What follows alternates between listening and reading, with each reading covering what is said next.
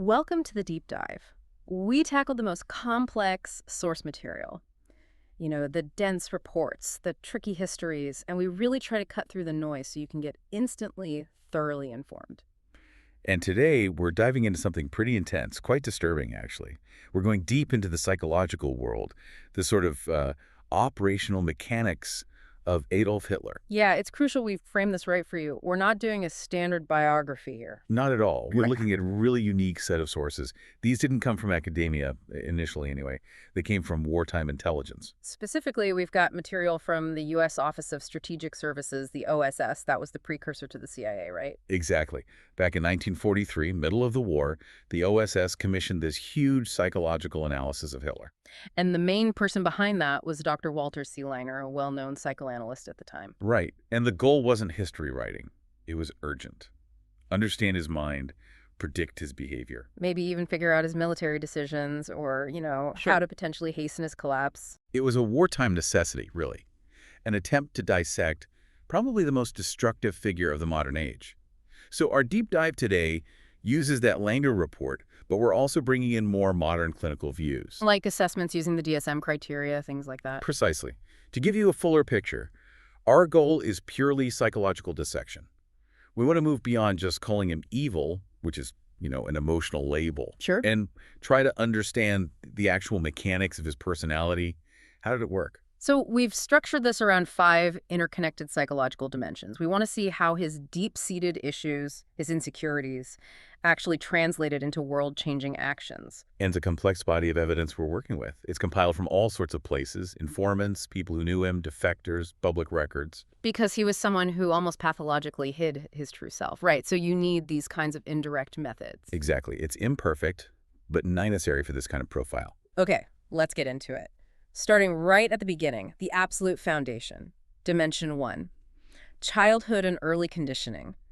This is where those deep insecurities really took root. Yeah, the sources paint a really stark picture here, almost textbook in a way. It's all about this brutal dynamic between his parents. His father, Alois Hitler. Described as tyrannical, dominating. A profoundly unloving figure, it seems. The classic authoritarian parent. Rigid, demanding absolute obedience. And using physical punishment, frequently. Yeah. It wasn't just strictness, it was harsh. Hitler himself even talked about this, selectively, of course. He apparently told his secretary he didn't love his father, but he was, and I quote, all the more afraid of him. He mentioned Alois having these quick, violent tantrums that immediately turned physical. And it wasn't just the violence, there was shame involved too, particularly around alcohol. Yes, that comes up repeatedly in the reports. Alois was drinking. Hitler remembered having to drag his father home from the bar as a kid.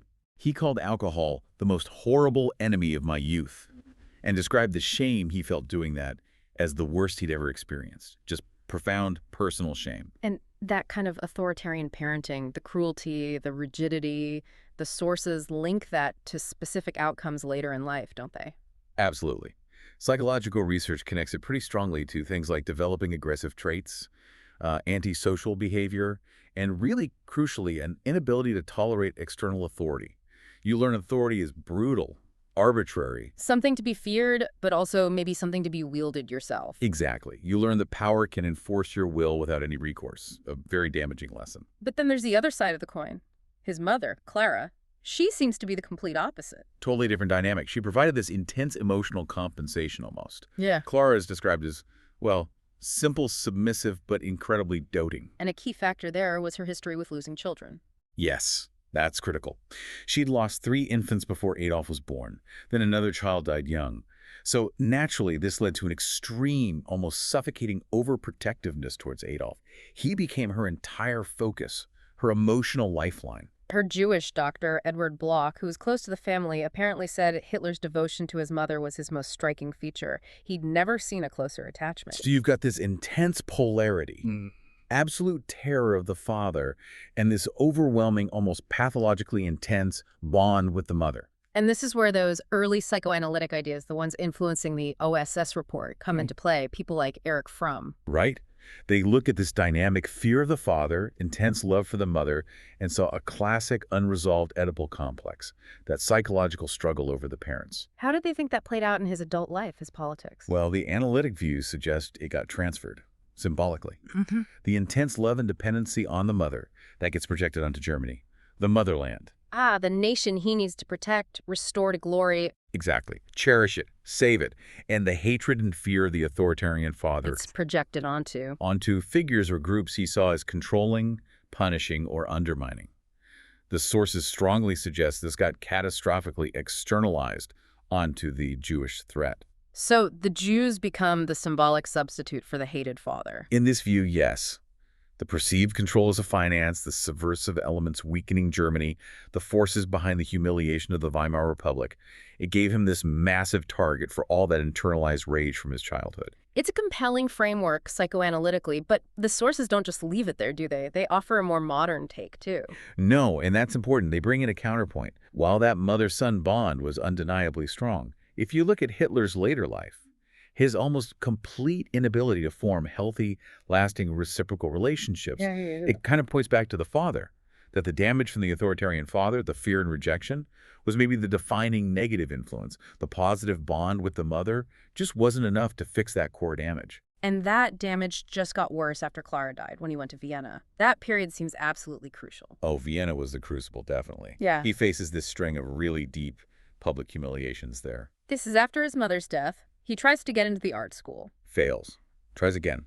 Fails again. Twice rejected. Then he's just scraping by, living in men's hostels, doing odd jobs. A failed artist at the bottom rung of Viennese society. And all this time, he has this incredibly high, almost delusional opinion of his own artistic genius, his own intelligence. Exactly. And the world just slapped him down. Repeatedly. This massive gap opens up between his inflated self-image and the grim reality. Which creates this profound insecurity. Profound, structural. And this links directly to Dimension 5 we mentioned, the inner contradictions. That insecurity demands an even bigger outward show of self-importance to cover up the failure, the rejection. The seeds of the superiority complex are sown right there in the Viennese mud, basically. You can say that. And it flows right into Dimension 2.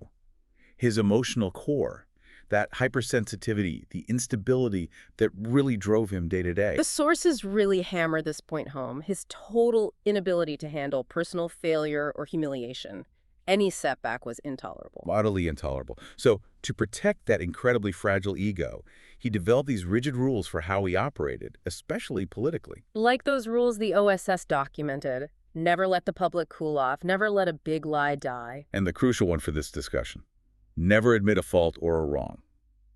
Ever. So if you can't admit you're wrong, what do you do when things go wrong? You redirect. Yeah. Always. You blame someone else. A general who failed, a political enemy, the global Jewish conspiracy. It had to be external. That refusal to take responsibility is a key trait, actually, noted in later analyses matching profiles like antisocial personality disorder. And to make himself truly immune to self-doubt, he had to believe he wasn't just acting on ambition. He needed something more. Yes. He had to cultivate this self-image of the infallible sleepwalker. That phrase is so telling. Isn't it? He genuinely believed in his own genius, his omnipotence. He talked constantly about his ideas coming from an inner voice, not from outside influences. He claimed he followed his path with the precision and security of a sleepwalker, guided by destiny or providence. Like he's in a trance beyond rational thought or criticism. That spiritual certainty must have been incredibly powerful for him. Oh, it was vital. It meant he didn't need to be rational in the conventional sense. He didn't need to worry about mistakes or embarrassment because he was destined. It absolved him. But behind that absolute certainty, that grandiosity, there was always this deep, gnawing insecurity. That's the core contradiction, right? Always. The sources detail so many fears he carried.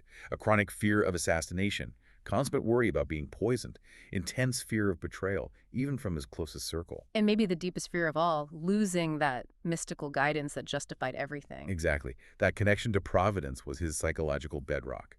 Losing it would mean facing himself, his failures. Unthinkable. The OSS report described his inner world as a battle royal.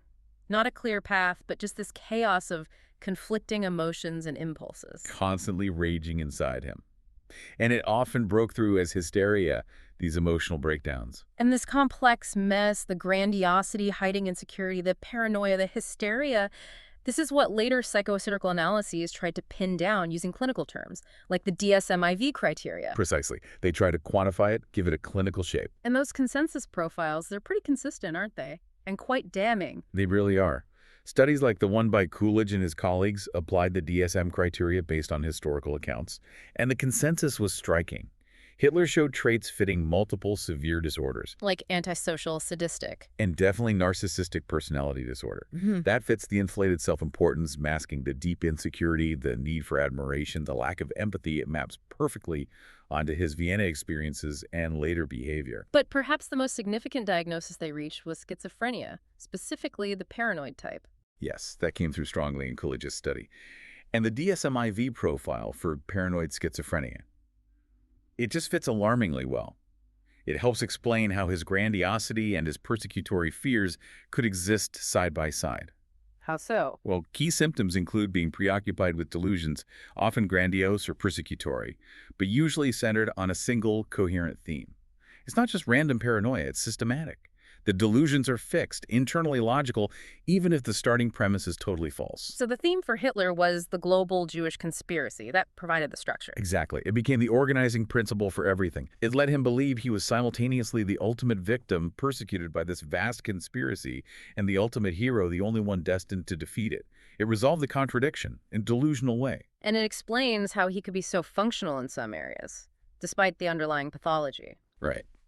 The sources note that people with this profile can often function very well intellectually in specific areas, sometimes showing few cognitive impairments outside their delusional system. That accounts for his known competence in things like, say, armament details or military logistics.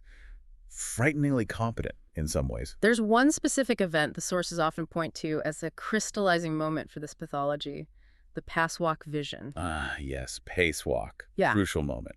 This was during World War I. Hitler's in hospital after a mustard gas attack. He's temporarily blind. And experiencing hysteria, which is key. Yes, trauma-induced hysteria. And then he gets the news. Germany has capitulated, surrendered. For Hitler, this isn't just a national defeat. It feels like a deep personal humiliation. He's apparently devastated, weeping, clutching his bed sheets. So physical trauma, psychological distress, national shame, all hitting at once. And in that moment, he describes receiving what he genuinely believed was a vision.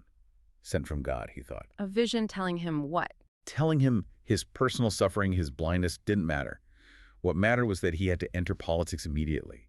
He had to fight the forces that had humiliated Germany. Which he identified as. The Jewish threat and the socialists. They were the internal enemy responsible for the stab in the back. Wow. So he takes this incredibly traumatic, personal, humiliating experience, merges it with the national humiliation, and filters it through this delusional lens. It becomes a divine mission. Exactly. All the rejection he felt as an artist, all the rage from his childhood, his feelings of inadequacy, suddenly it's all channeled. It's given purpose. A grand, world-altering ideology is born, effectively stabilizing that chaotic inner contradiction. He now knows his destiny. And that divine mission becomes the powerhouse for Dimension 3. His behavioral patterns, which seem incredibly chaotic but also highly specific obsession, ritual, and of course those infamous rages. You see the drive immediately? The output of the mission is this relentless energy. People described his work ethic as uninterrupted. 16, 18 hours a day sometimes, totally committed, driven, almost manic. But that relentless drive had a personal cost, didn't it? Reflected in his daily habits. Oh, absolutely. His sleep patterns were a mess, totally irregular. He often needed strong sleeping powders to get any rest. Frequently didn't go to bed until maybe 9 in the morning, staying up till daybreak. Just completely out of sync. Totally. One associate mentioned he hates to go to bed and, quite revealingly, has no fun in life.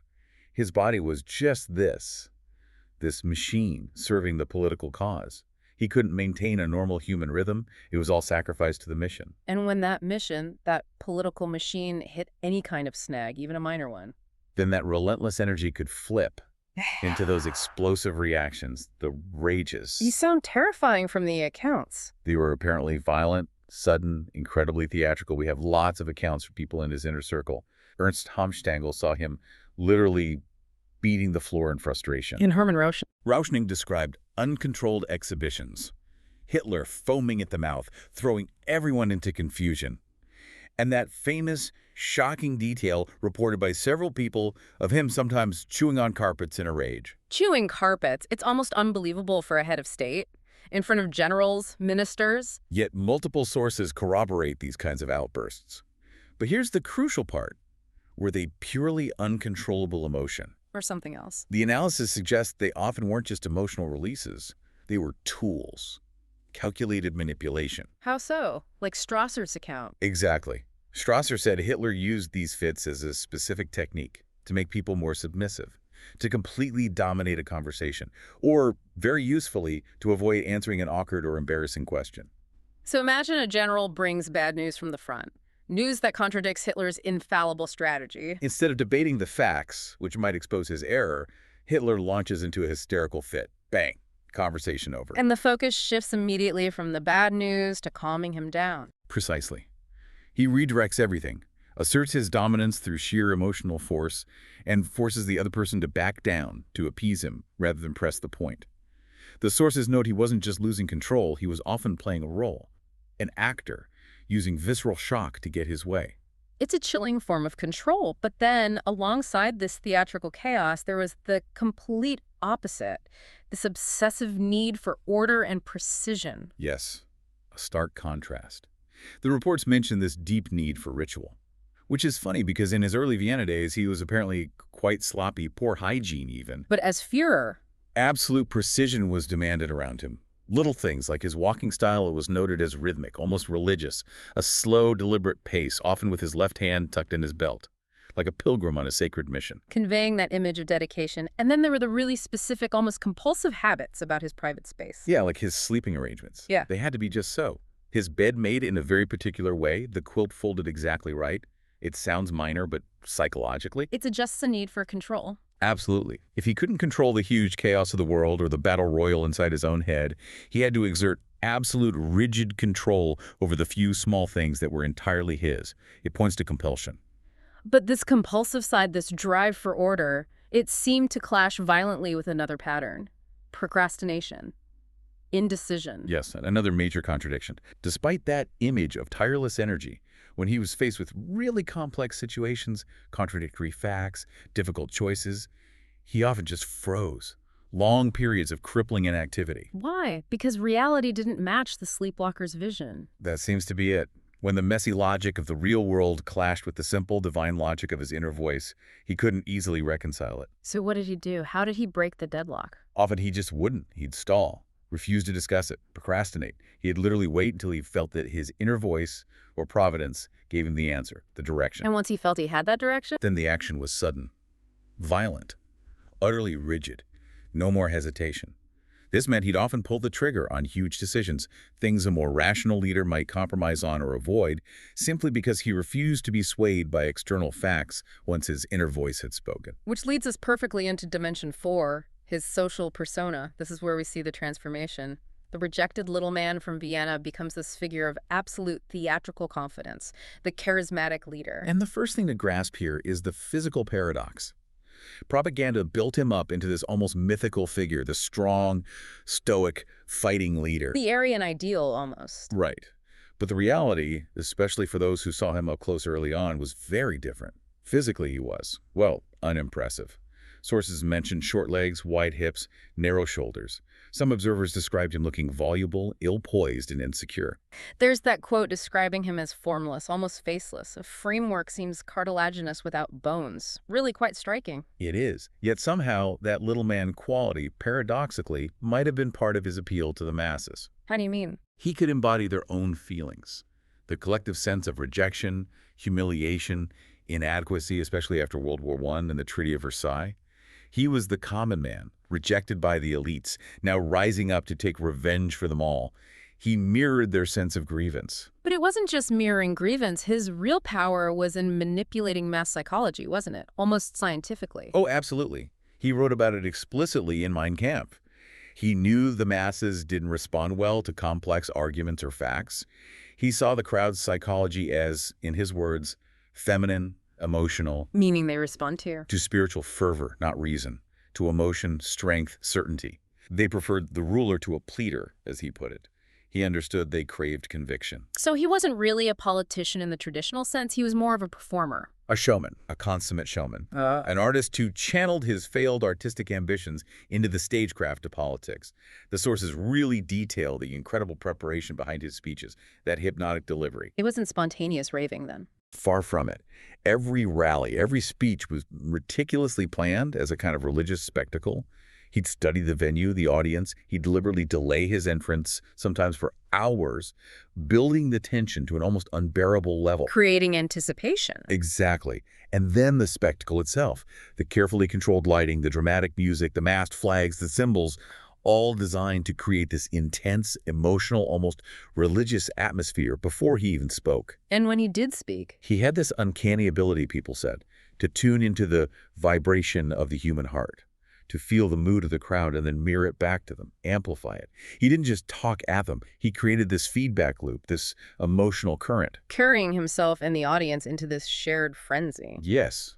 The reports say when he finished speaking, he'd often be physically drained, chest heaving, and the audience would be left feeling intoxicated, utterly convinced they'd heard the authentic voice of Germany itself. Yeah. It went beyond policy. It was a pure channeled emotion. And that theatrical power was backed up by this carefully crafted myth about his personal life, right? Austerity, self-sacrifice. Absolutely essential.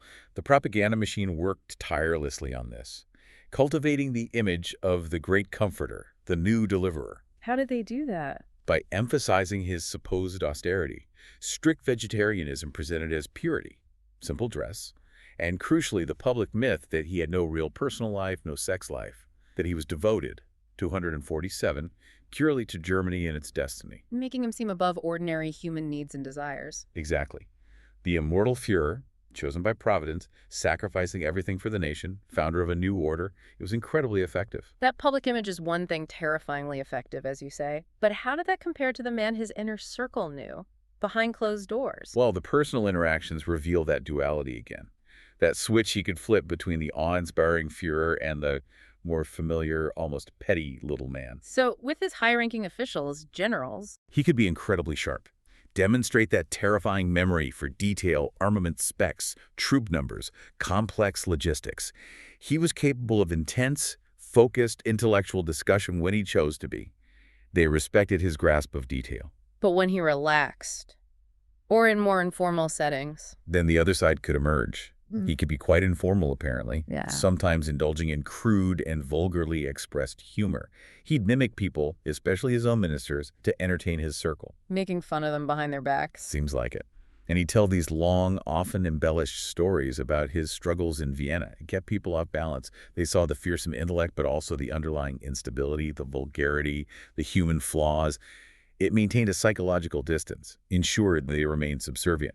They never knew quite which Hitler they were dealing with. So, bringing all these dimensions together, the childhood, the emotional core, the behaviors, the persona, the contradictions, this whole deep dive using the OSS analysis and the modern profiles, it paints a remarkably consistent picture, doesn't it?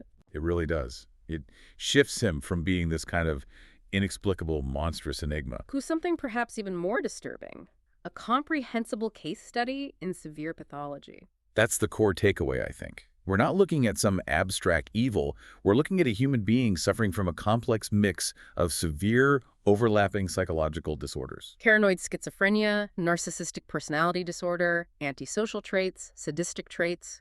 It's a potent combination. A really dangerous combination. Yeah. The grandiosity, as we saw, was fundamentally a defense mechanism, born from that deep childhood humiliation and rejection. And the paranoia gave him the framework, the story, the Jewish conspiracy that made sense of his world and his mission. Right, and the charisma. It wasn't innate magnetism. It was a learned, practiced theatrical performance, designed specifically to tap into collective fears and insecurities and channel them into his own destructive goals. So the pathology, in the end, is quite clear. Consistent, neurotic, bordering on psychotic, volatile, deeply unwell. The sources basically conclude that when you look through the psychological lens, his beliefs and actions become, well, easily comprehensible. Comprehensible, yes. Yeah. Not justifiable, obviously, but understandable in terms of psychological cause and effect. Okay, so if his personal pathology becomes comprehensible through this analysis, what's the final nagging question, the enduring mystery that the original wartime analysts were left with? That's the really provocative question the sources raise, and maybe it's more disturbing than understanding Hitler himself. The true mystery isn't really his specific pathology. It's It's how. How could such a deeply disturbed individual, someone so clearly unwell, managed to gain such absolute power and exert such profound influence over millions of people, the vast majority of whom, presumably, were psychologically normal? Why were ordinary people so susceptible, so ready to follow him into the abyss? That's the terrifying question. He somehow managed to take his own deep, personal feelings, that little man's sense of rejection, failure, inadequacy from his Vienna days, and project them outwards. And they resonated. Perfectly. They resonated with a whole nation that felt collectively humiliated, rejected, betrayed after World War I. He became the mirror for their national trauma, their national sense of grievance. He didn't offer them complicated solutions or rational arguments. No, he offered them scapegoats. He offered them emotional certainty, spiritual conviction. He offered a way to externalize their shame and rage onto others. He gave them a grand, shared sense of purpose, however destructive. So the final thought isn't really just about Hitler's mind. Not solely, no. The sources leave us reflecting on the susceptibility of the masses. It's a chilling reminder about leadership, about charisma, and about how easily a deeply flawed individual can exploit a psychological void within a population, especially during times of crisis and uncertainty. A critical and deeply unsettling point to end on. Thank you for guiding us through that incredibly detailed and difficult analysis. It's crucial material to engage with, however uncomfortable.